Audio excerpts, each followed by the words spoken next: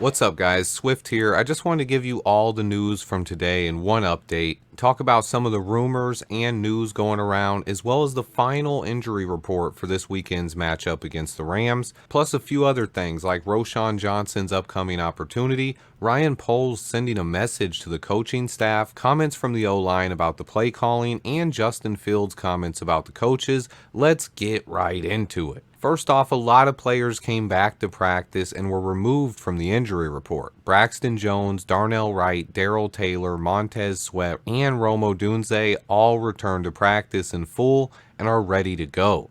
Zach Pickens and Terrell Smith have been ruled out for Sunday's game. Also, tight end Steven Carlson is also out. He suffered a collarbone injury in practice and could be out for a while. Tough break for him as he just made it back to the 53-man roster.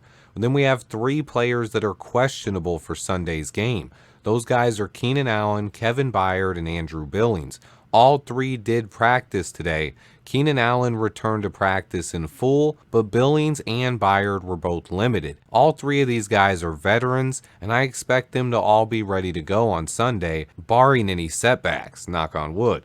Now let's get into some other Bears news. If you missed it earlier this week, the Bears coaches plan on giving Roshan Johnson an extended look against the Rams on Sunday. It's bad news for DeAndre Swift, but could be good news for our running game. I think Roschon on early downs and bringing in Swift as a change of pace back could be just what this offense needs. Also, it seems like Ryan Poles sent a message to Chris Morgan, Matt Eberflus, and the coaching staff about this offensive line. Poles' comments about the rough start by the O-line, he said it's due to poor communication, technique, and fundamentals, and that he does not believe that it's a talent issue. Ryan Poles seems to be firing back at the criticism he's gotten for this O-line, clearly placing the blame at the feet of these coaches. To me, Ryan Poles basically said he believes in the talent that he's brought in, and it looks like he's holding the coaching staff accountable. Chris Morgan, you are on the hot seat.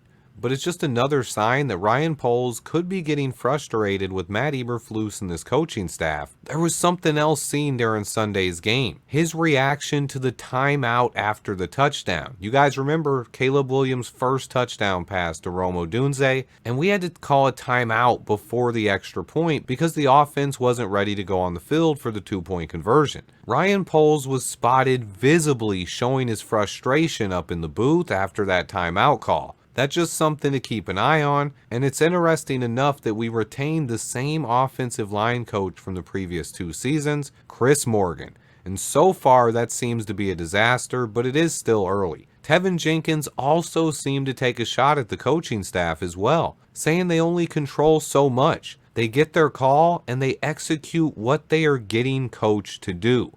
Sounds like Tevin Jenkins is clearly putting this in the hands of the coaches. It was an interesting comment, and Coleman Shelton also took a shot at Shane Waldron about that 4th and goal play call, saying it was not the best look to run a speed option there, but they only run what's called. Shane Waldron did take some accountability though. Word out of Hallis Hall is that Shane Waldron went up on the board and wrote down every single mistake he made in Sunday's game, and he called himself out during the press conference. That's good to hear. What we want to see now is a better game plan and better execution. It starts this Sunday against the Rams. And then we do have to talk about Justin Fields for a second. He was asked which coaching staff he prefers between the Bears and Steelers, and he said Steelers, easy choice. Look, I don't know why people are making a big deal about this. Yes, Justin Fields did say the Steelers have better coaches than the Bears, but that's simply a fact. I'll say it myself. No reason to overreact.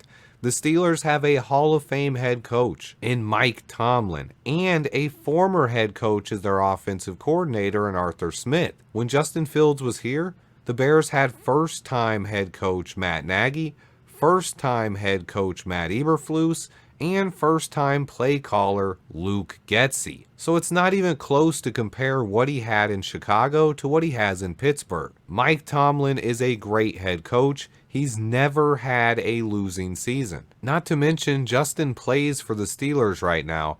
What player in the world is going to go out and say that he prefers to play with his old coaches than the coaches he's with right now? That's just silly talk. The people making a big deal out of this, are clearly trying to push a narrative. But that's pretty much it for today, guys. I will be back with Greg Gabriel tomorrow. We're doing our live show at noon Central. Look out for that. Please remember to hit that like button for me. Stay tuned, and until next time, bear down.